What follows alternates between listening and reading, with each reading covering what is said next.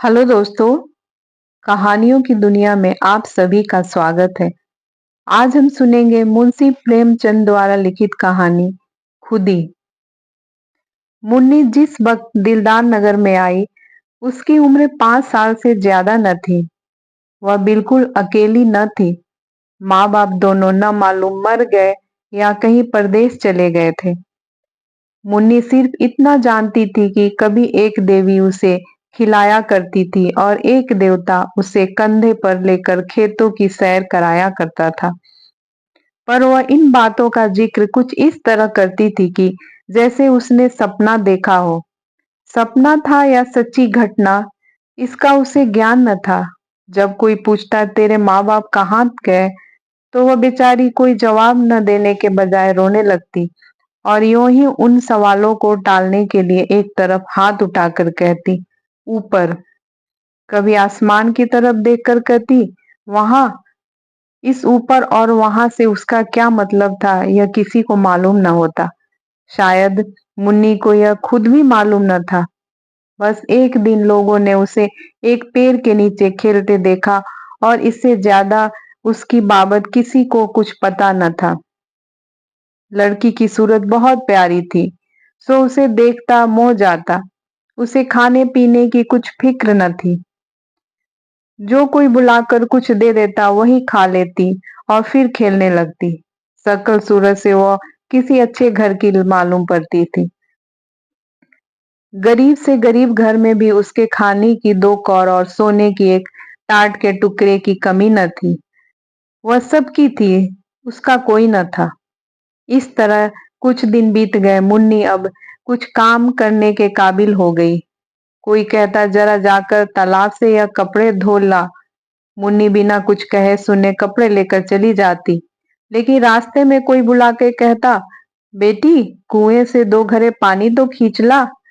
तो वह कपड़े वहीं रखकर घड़े लेकर कुएं की तरफ चली जाती। जरा खेत से जाकर थोड़ा साग तो ले आ। और मुन्नी घड़े वहीं रखकर साग लेने चली जाती। पानी के इंतजार में बैठी हुई औरतें उसकी राह देखते देखते थक जाती। कुएं पर जाकर देखती तो घड़े रखे हुए हैं।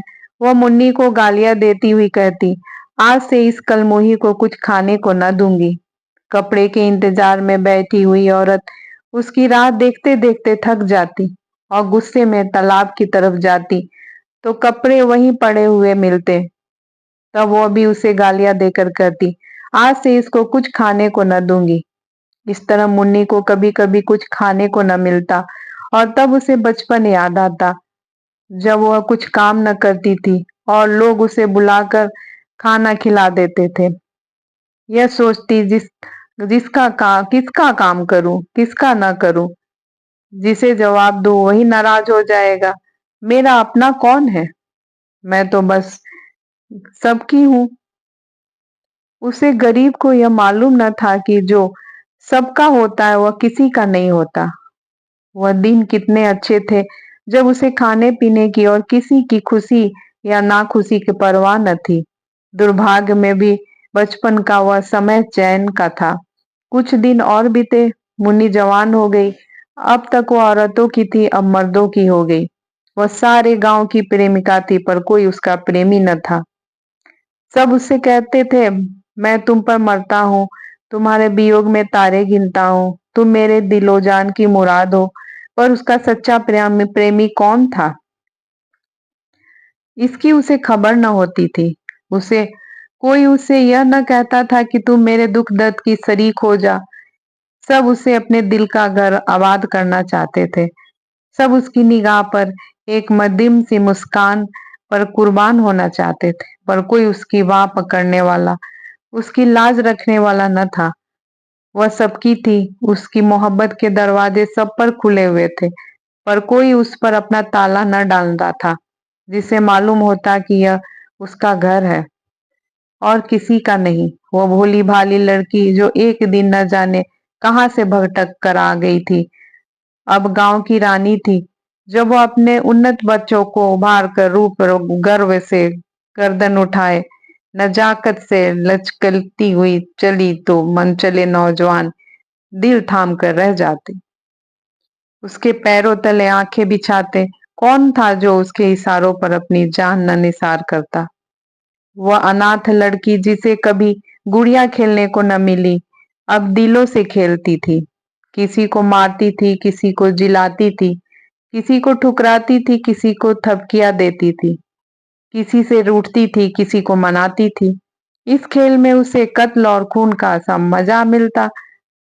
अब पासा पलट गया था। पहले वह सबकी थी, कोई उसका न था। अब सब उसके थे, वह किसी की न थी।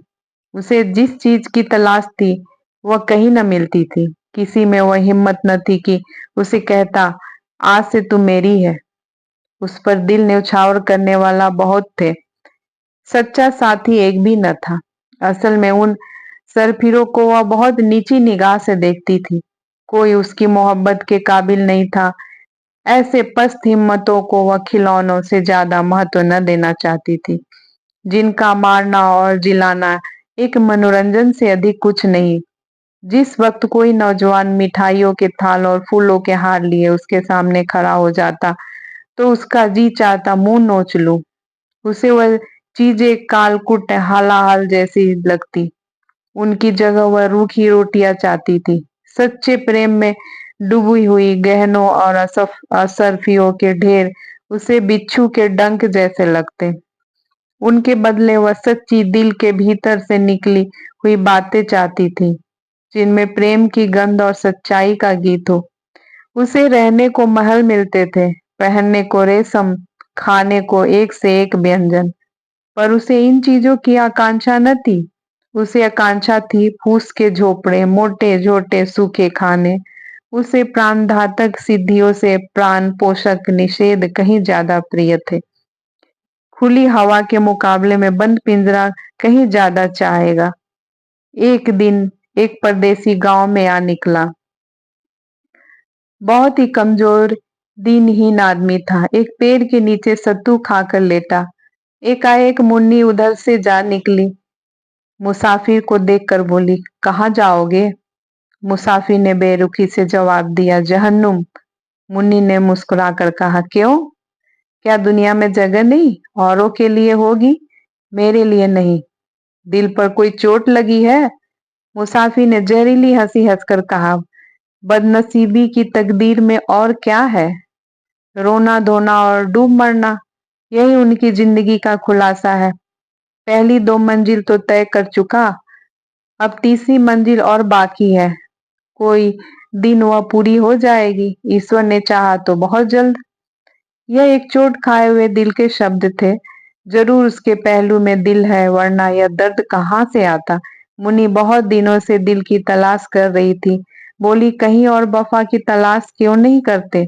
मुसाफिर ने निराशा के भाव से उत्तर दिया, तेरी तकदीर में नहीं, वरना मेरा क्या क्या बनाया घोंसला उजड़ जाता। दौलत मेरे पास नहीं, रूप रंग मेरे पास नहीं, फिर वफा की देवी मुझ पर क्यों मेहरबान होने लगी? पहले समझता था वफा दिल के बदले मिलती है, अब मालूम हुआ और चीजों की तरह वो भी सोने चांदी से खरीदी जा सकती है। मुन्नी को मालूम हुआ मेरी नजरों ने धोखा खाया था। मुसाफिर बहुत काला नहीं, सिर्फ सांवला। उसका नाक नक्शा भी उसे आकर्षण जान पड़ता था। बोली, ये नहीं, यह बात नहीं, तुम्हारा पहला ख्याल ठीक था। यह कहकर मुन्नी चली गई। उसके हृदय के भाव उसके संयम से बाहर हो रहे थे। मुसाफिर किसी ख्याल में डूब गया। वह इन इस सुंदरी की बातों पर गौर कर रहा था। क्या सचमुच यहाँ वफा मिलेगी? क्या यहाँ भी तकदीर धोखा न देगी? मुसाफिर ने रात उसी गांव में काटी। वह दूसरे दिन भी न गया। तीसरे दिन उसने एक फूस का झोपड़ा खड़ा किया। मुन्नी ने पूछा, यह झोपड़ा किसके लिए बनाते हो? मुसाफिर ने कहा, जिसे वफा की उम्मीद है। चले तो न जाओगे? झोपड़ा तो रहेगा। खाली घर में भूत रहते हैं, अपने प्यारे का भूत भी प्यारा होता है। दूसरे दिन मुन्नी उस झोपड़े में रहने लगी। लोगों को देखकर ताज्जुब होता था, मुन्नी उस झोपड़े में नहीं रह सकती। वह इस भोले मुसाफिर को जरूर दगा देगी, यह आम ख्याल था। लेकिन मुन्नी फूली न समाती थी। वह न कभी इतनी सुंदर दिखाई पड़ी थी, न इतनी खुश। उसे एक ऐसा आदमी मिल गया था जिसके पहलू में दिल था। लेकिन मुसाफिर को दूसरे दिन यह चिंता हुई कि कहीं यहाँ भी वही अभागा दिन न देखना पड़े। रूप में वफा कहाँ? उसे याद आया पहले भी इसी तरह की बातें हुई थी, ऐसे ही कसम खाई गई थी, एक दूसरे से वादे किए गए थे, मगर उन कच्चे धागों को टूटते कितनी देर लगी। वह धागे क्या फिर टूट जाएंगे? उसकी क्षणिक आनंद का समय बहुत जल्द बीत गया और फिर वही निराशा उसके दिल पर छा गई। इस मरहम से भी उसके जिगर का जख्म न भरा। तीसरे रोज वह सारे दिन उदास और चिंतित बैठा रहा और चौथे रोज लापता हो गया। उसकी यादगार सिर्फ उसकी फूस की झोपड़ी रह गई। मुन्नी दिन भर उसकी राह देखती रही। उसे उम्मीद था कि वह जरूर आएगा, लेकिन महीनों गुजर गए और मुसाफिर न लौटा। कोई खत भी न आया, लेकिन मुन्नी को उम्मीद थी वह जरूर आएगा। साल बीत गया, पेड़ों में नई नई कोपलें निकल गई, फूल खिले, फल लगे, काली घटाएं आई, बिजली चमकी, यहाँ तक कि जाड़ा भी बीत गया और मुसाफिर न लौटा। मगर मुसाफिर को अब भी उसके आने की उम्मीद थी। वह जरा भी चिंतित न थी, भयभीत न थी।